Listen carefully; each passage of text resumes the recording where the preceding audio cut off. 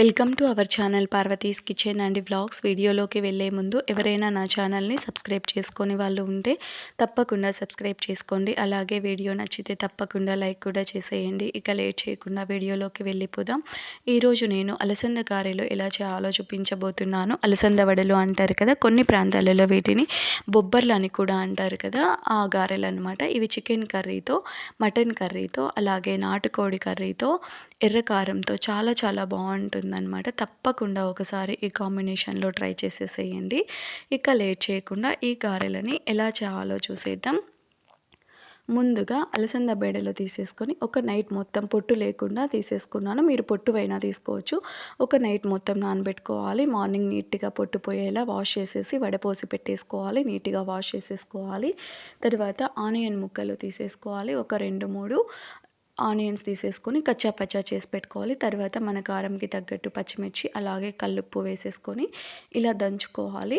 అవి పొట్టుతో అయినా వేసేసుకోండి, లేదు పొట్టు అయినా వేసుకోండి. టైము ఉంది అంటే ఒక నైట్ మొత్తం నానబెట్టుకోండి, లేదు అంటే 6 అవర్స్ అలా నానబెట్టేసుకోండి, సరిపోతుంది. చూసారు కదా, ఇక్కడ కొంచెం చెక్క, అలాగే 2 లవంగాలు, అల్లము, వెల్లుల్లి, కొత్తిమీర, పుదీనా తీసేసుకున్నాను. మీరు కావాలనుకుంటే కొంచెం కరివేపాకు కట్ చేసి అయినా వేసేసుకోవచ్చు గారెలు వేసేటప్పుడు, లేదు అంటే ఇందులో అయినా వేసుకోవచ్చు. ఆనియన్ కూడా వీటితో పాటే వేసుకొని నేనైతే కచ్చా పచ్చా చేసి వేసుకున్నాను పిండిలో. మీరు ఇలానే వేసేసుకోండి, దానికోసమే చెప్తున్నాను. నేను సపరేట్గా వేసుకున్నాను అనమాట, అది వీడియోలో లేదు. స్టార్టింగ్లో చూపించాను కదా, ఆనియన్ ముక్కలు కచ్చా పచ్చా చేసేసుకొని ఇందులోకి వేసేసుకోండి, సరిపోతుంది. అలా పెద్ద ముక్కలుగా కట్ చేసుకొని అయినా వేసుకోవచ్చు. తర్వాత ఇవి వడపోసి పెట్టేసాం కదా బేడలు, ఆ బేడలు అనమాట, కొన్ని సపరేట్గా తీసేసుకోవాలి లాస్ట్లో వేసుకోవడం కోసం. ఇంకా మిగతావన్నీ రుబ్బుకోవాలన్నమాట. ఇలా కచ్చా పచ్చా చేసుకున్న మిశ్రమాన్ని పక్కకు తీసేసి అదే రోటిలోనే ఈ బెడలు కూడా కొంచెం కొంచెంగా వేసుకుంటూ గ్రైండ్ చేసేసుకోవాలి. ఇవి కొన్ని, అలాగే మనం ఇందాక దంచి పెట్టుకున్నాం కదా ఆ మిశ్రమాన్ని కూడా ఇందులోకి కొంచెంగా వేసేసుకొని గ్రైండ్ చేసేసుకోవాలి. ఆనియన్ పేస్ట్, అలాగే ఇందాక చేసి పెట్టుకున్నాం కదా అది, అవన్నీ కలిపి ఆనియన్ పేస్ట్ నేను లాస్ట్లో చేసేటప్పుడు కలిపేసాను అనమాట, సపరేట్గా చేసి. మీరు ఇందులోనే వేసేసుకోండి, మళ్ళీ ఎక్కువ ప్రాసెస్ అవ్వకుండా ఉంటుంది. చూసారు కదా, ఇలా వేసుకొని బాగా గ్రైండ్ చేసేసుకోవాలి. నేను విలేజ్కి వచ్చానన్నమాట, ఇక్కడ రోలు అవైలబుల్లో ఉంది కాబట్టి రోటిలో రుబ్బి ఎలా చేయాలో చూపించబోతున్నాను. ఇక్కడ మా మరదలు చేస్తుందన్నమాట, నేనైతే వీడియో షూట్ చేసుకుంటున్నాను. చూసారు కదా, ఇలా బాగా కొంచెం బరకగా ఉండేలా గ్రైండ్ చేసేసుకోవాలి. మరీ మెత్తగా కాకుండా ఇలా గ్రైండ్ చేసి పెట్టేసుకోవాలి. మీకు రోలు అవైలబుల్లో లేని వాళ్ళు మిక్సీలో అయినా వేసుకోవచ్చు, లేదు అంటే గ్రైండర్లో అయినా వేసేసుకోవచ్చు. కాకపోతే కొంచెం బరకగా ఉండేలా చూసేసుకోండి. ఇలా మనకి ఎన్ని టైమ్స్కి వస్తే అన్ని టైమ్స్ ఇలా రుబ్బుకోవాలి. ఇక్కడ కిలో బేడలు తీసుకున్నాము, ఒక 3 టైమ్స్ రుబ్బడం సరిపోయిందనమాట. 3 టైమ్స్ వేసుకునేకి. తర్వాత ఇక్కడ చూసారు కదా, ఈ బేడలు కొన్ని సపరేట్గా తీసేసుకొని ఇందులోకి వేసేసుకుంటే గారె చేసుకునేటప్పుడు చాలా చాలా బాగుంటుంది. ఒకవేళ మీకు ఇలా ఇష్టమైతే ఇలా కూడా వేసేసుకోవచ్చు.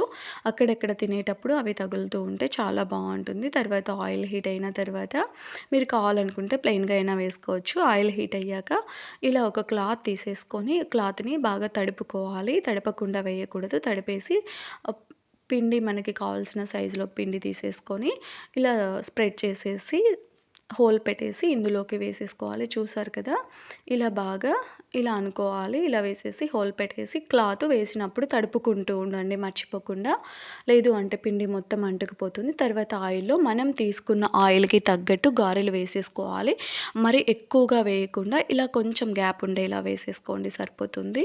ఇలా ఎన్ని పడతాయో అన్ని గారెలు వేసేసుకొని బాగా ఫ్రై చేసేసుకోవాలి. కొంచెం ఇలా మరి హై ఫ్లేమ్లో పెట్టకూడదు, పైన మొత్తం ఎక్కువ కాలిపోతాయి, లోపల పచ్చిగా అలానే ఉంటుంది. ఇలా మీడియం ఫ్లేమ్లో పెట్టి బాగా కాలనివ్వాలి. చూసారు కదా, ఈ గారెలు చూసాకే ఎంత బాగున్నాయో, తినేకి కూడా చాలా చాలా బాగుంటాయి. తప్పకుండా ఇలా ఒకసారి ట్రై చేసేసేయండి. ఇందులోకి చికెన్ కర్రీ, అలాగే ఎర్రకారం ఎలా చేయాలో, కాంబినేషన్ ఎర్రకారం ఎలా చేయాలో నేను వీడియోస్ చేశాను. ఆ 2 లింకులు డిస్క్రిప్షన్లో ఇచ్చేస్తాను. తప్పకుండా ఒకసారి చెక్ చేసేసేయండి. తప్పకుండా ఒకసారి ఈ కాంబినేషన్లో ట్రై చేసేసేయండి. ఇవి మార్నింగ్ బ్రేక్ఫాస్ట్గా అయినా తినచ్చు, లేదు అంటే ఈవినింగ్ స్నాక్స్లో అయినా కూడా తినచ్చు అనమాట. ఎర్రకారంతో ఈవినింగ్ తినేటప్పుడు ఎలా అయినా తినేసేయచ్చు. తప్పకుండా ఈ గారెల్ని మీరు కూడా ట్రై చేసేసేయండి.